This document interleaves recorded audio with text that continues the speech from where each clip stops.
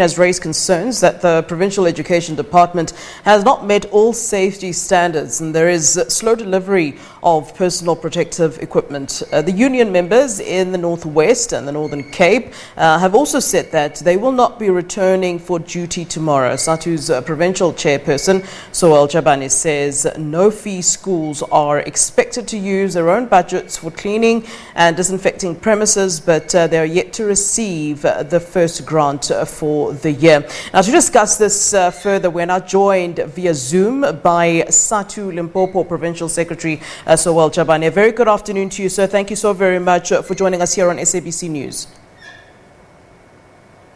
Yes, good afternoon, and to all of your viewers.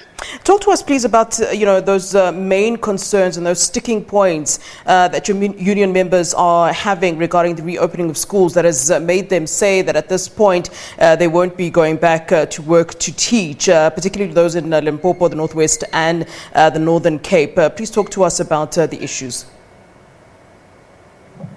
Yeah, as announced by both the Minister of DBE as well as the Minister of Employment and Labour, there are prerequisites that must be met before you can declare a province to be, or a workplace to be safe for the employees to access.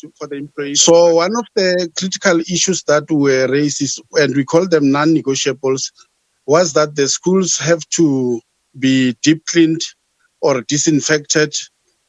Also, the provisions of the PPEs must reach the schools.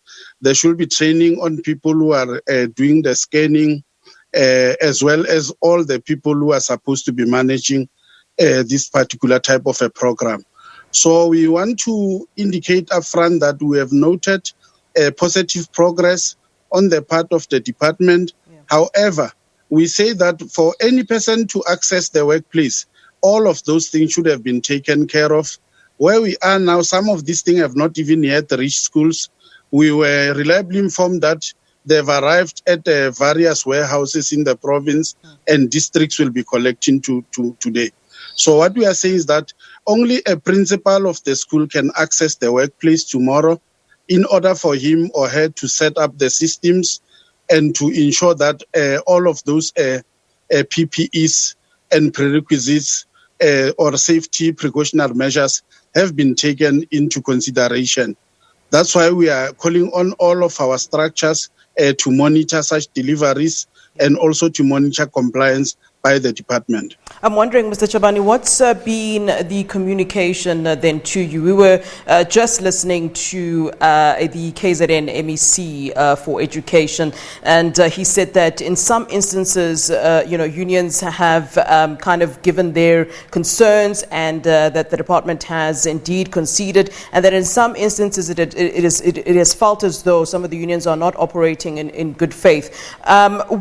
What have you heard from the department where you are based in Limpopo? There's been quite a bit of communication in KZN. The fact that principals don't have a right to mandate any teachers to not return to school. In fact, they're supposed to come to school tomorrow. For those schools who've not received their PPEs and sanitizers and so forth, to be at school to receive those things. And then in KZN, and I'm wondering what the situation is in Limpopo. In KZN, the teachers would then be returning to school then on Thursday. What is the communication that you are getting, which may be perhaps different to what we have here? Yeah, in Limpopo, the department issued a circular calling on all SMTs to report tomorrow and teachers to report on Tuesday. But we are saying where we are as a union, we are not yet convinced that all the precautionary measures have been put in place, because some of these teachers, remember, they were on vacation.